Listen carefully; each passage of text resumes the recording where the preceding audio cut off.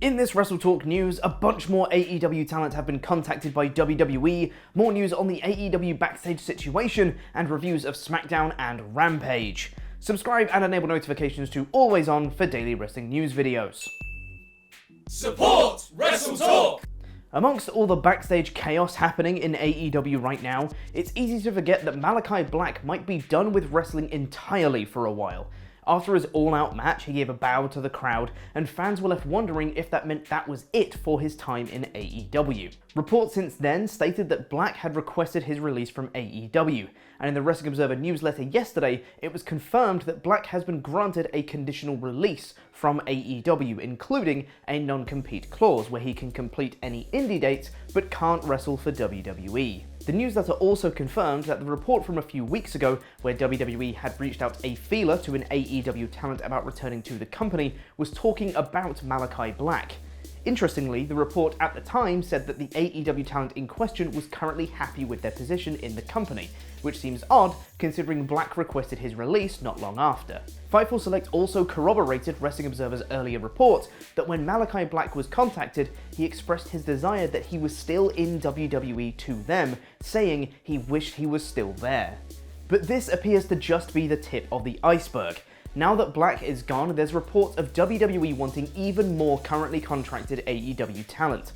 According to Fightful Select, WWE have also contacted names including Dax Harwood, Cash Wheeler, and Swerve Strickland regarding a return to WWE. As for other AEW talents hoping to return to WWE, Fightful reports that AEW higher-ups are of the mindset of, if they want to leave, let them. And that may spell disaster, as according to the newsletter, Malakai Black was not the only person to request his release from the company after Triple H took over from Vince McMahon, following WWE reaching out to several names in AEW. But that is also dependent on people wanting to leave, as there's been an interesting situation around a couple of other names in the company. Bobby Fish recently had his contract expire in AEW, and showed up last night on Impact's Victory Road. But it seems he didn't want to be alone, as according to Ryan Frederick, who writes for the Observer newsletter, on the Observer message board, noted that Fish was trying to get Adam Cole and Kyle O'Reilly to ask for their releases to go back to WWE, and they both told him no. Well, it is Bullet Club 444 Life, not Undisputed Era 444 Life, so that's that, I guess. It's certainly a tumultuous time backstage in AEW, with suspensions, releases, and people potentially wanting out before long, so it'll be interesting to look back on this period in 6 months' time to see how things have shaped out.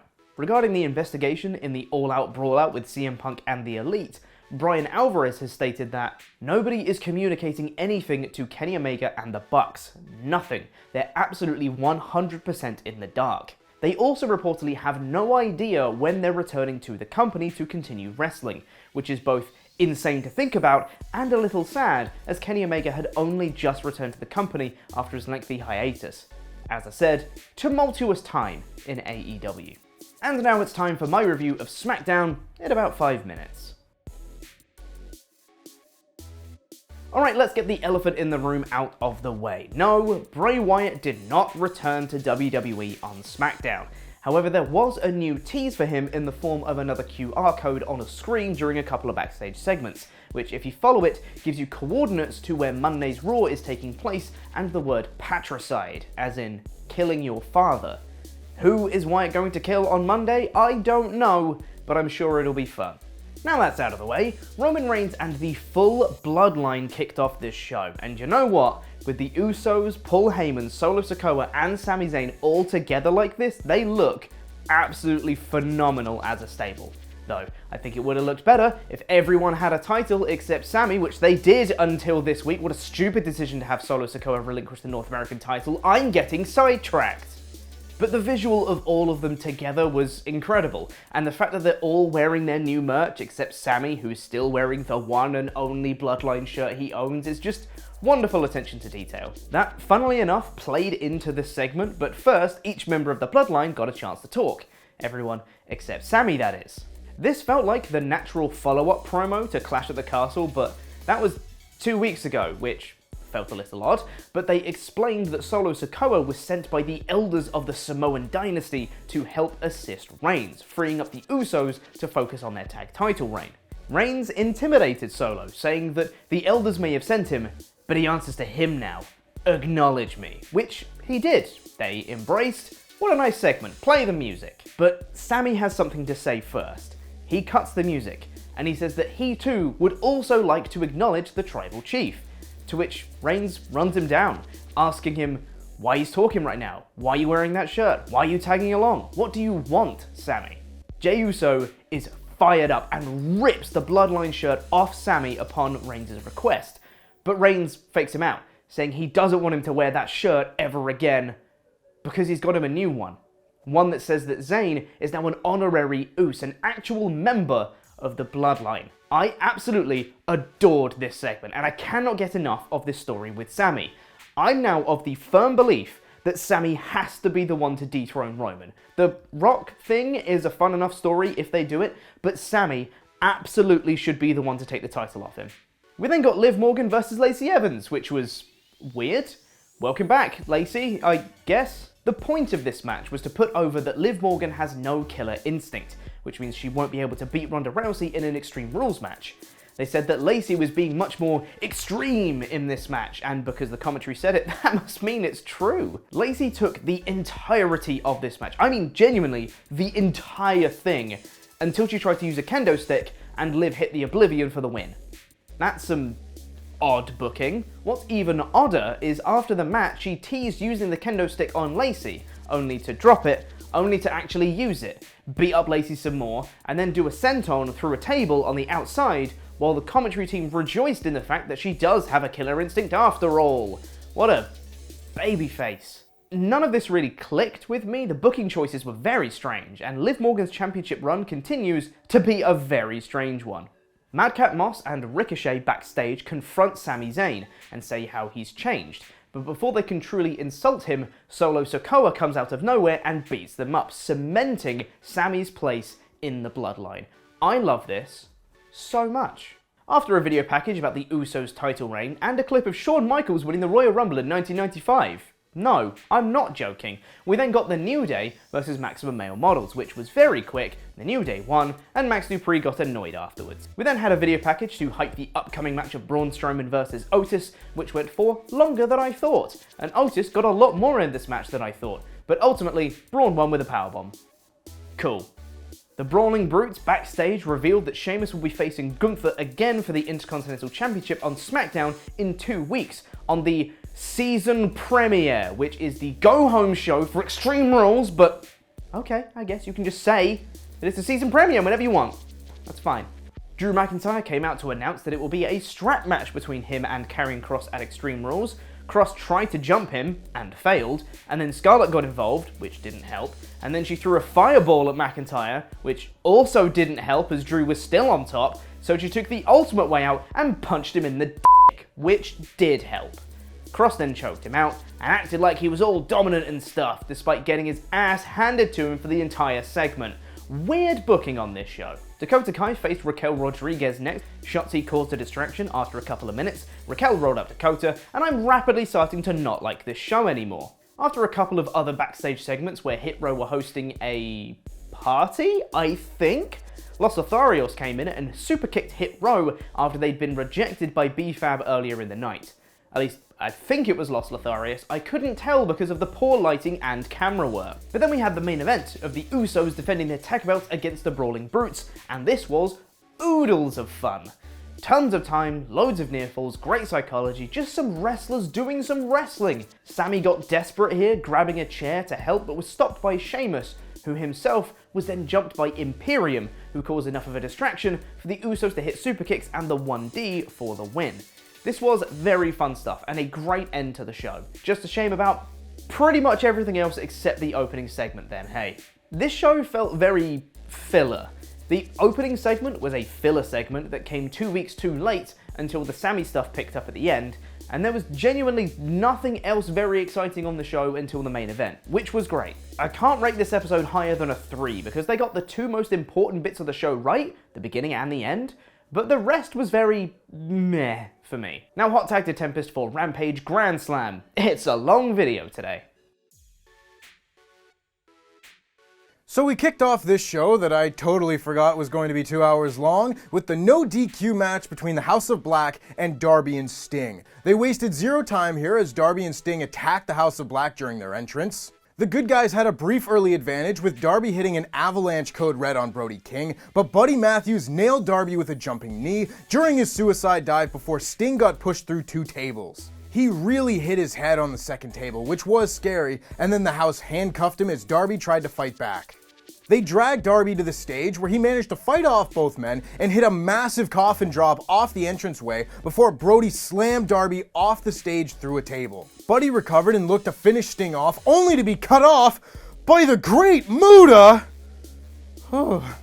Making his retirement tour, he blew mist in Buddy's eyes, and Julia Hart got pushed off the apron and overshot the table at ringside, which was also very scary, but Sting hit the Scorpion Death Drop and got the win, effectively putting this feud to bed for good. It's a shame Malakai Black has left the group. Malakai versus Muta would have been otherworldly. A great way to open this show, even if these guys need to practice going through tables. 5 out of 5. We then had Matt Menard and Angelo Parker taking on Hook and Action Bronson, and color me tickled pink, but Action Bronson would not be the worst wrestler on this roster. He performed Hook's theme, and this isn't a new thing, but AEW's hip-hop appeal is one of their strengths when trying to appeal to a wide fan base. This was a short match, but it was exactly what it needed to be. Bronson never looked bad, hitting shoulder tackles and a running power slam, and even locked in the Red Rum in stereo with Hook to beat the JAS, who continue to be the best comedy team around. On the regular match scale, this is a 3 out of 5, but on the celebrity match scale, 5 out of 5 across the board, baby. Smart Mark Sterling said he wouldn't be powerbombed on this show. He lied. Then Tony Nese and Josh Woods faced Wardlow.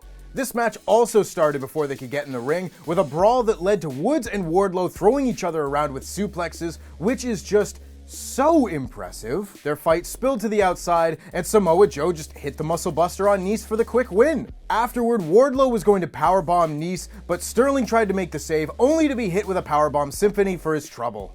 This was a great little segment that I hope we get to see more of. Wardlow was reportedly hurt in this match, but I hope it isn't too bad because War Joe is a ton of fun. 4 out of 5. We then had our respectful high-flying match between Rey Fenix and Jungle Boy, and it would be near impossible to recap every move they did in this match, which is sort of the case with all of Rey Fenix's matches. They paused in the middle of the match to shake hands before going back to chopping the piss out of each other. Fenix hit 2 out of 3 amigos before Jungle Boy countered the third one, which did get some boos, and then Jungle Boy got the win with a small package. These two have really great chemistry together, and I would not hate watching this match again. I can't believe we haven't seen it already, given how many times Jurassic Express and Lucha Brothers have wrestled. Afterwards, Christian Cage and Luchasaurus came out with Christian telling Jungle Boy that he better not show up next week, as Luchasaurus laid him out.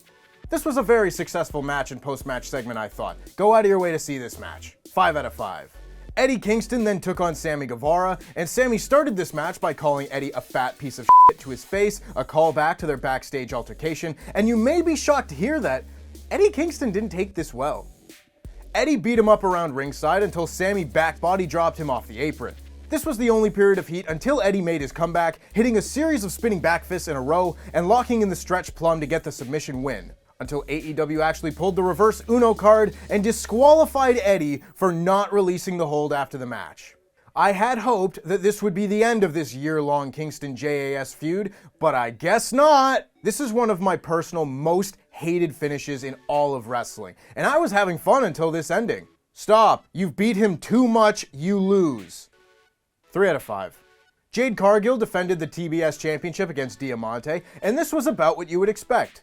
Diamante got a brief shine spot, but Jade caught her as she went for a crossbody and hit an F5 on the apron before hitting Jaded in the ring. Trina was also there. She slapped Diamante after the match and shook hands with Jade. I have no idea if we will see her again, but this pairing does work well. Not too much to this one, honestly, but nothing wrong with it either. 2 out of 5. The Golden Ticket Battle Royal was next, and Roosh and the AFO jumped Hangman Page on the ramp. All the competitors brawled through a commercial, including Dalton Castle, who was a nice surprise, and Brian Cage, who wrestled his first AEW match in over a year. Not really sure why. He didn't factor into this at all, and Jericho said seeing him was like seeing the Loch Ness Monster. Among the highlights here were the boys, Huey and Frenchie, saving Castle from elimination, Matt Hardy reuniting with Private Party, and Hangman Page eliminating Jay Lethal after Satnam Singh had saved him. It came down to Rush and Hangman, and they had a fun little battle which migrated onto the apron, with Hangman nearly getting eliminated, but he managed to hit the Deadeye to eliminate Rush and win the match and the title shot. Page versus Mox in Cincinnati sounds like a bunch of fun and feels like a match we should have seen by now, but hey, that's the strength of saving big matches. 3 out of 5. And then it was time for the lights out match between Ricky Starks and Powerhouse Hobbs. This was very violent, as was to be expected of course. These guys threw each other around and Ricky set up chairs back to back and got back body dropped onto them, which looked fucking horrifying. I really hope we stop doing that spot before someone gets seriously hurt, because goddamn, someone will. Hobbs followed that up with a running power slam onto chairs for a near fall, and they fought up onto the ramp where Hobbs ripped out one of the lights off the set, and once they were back in the ring, Ricky managed to turn the tables and spear Hobbs through a table in the corner, hit him with the light, and hit the Rochambeau for the win. This was a very solid main event, not the craziest lights out match by a long shot, and I think this match was hurt by the opening match being equally as crazy as this one, but it was still a good match and a big moment for Ricky Starks, which you love to see. 4 out of 5. Overall, this was the best episode of Rampage we've seen in quite some time. It still definitely felt like a step down in terms of importance from Wednesday's show, but that's just what Rampage is now, and they made the most of this card and this crowd. A 5 out of 5 show you should go out of your way to see.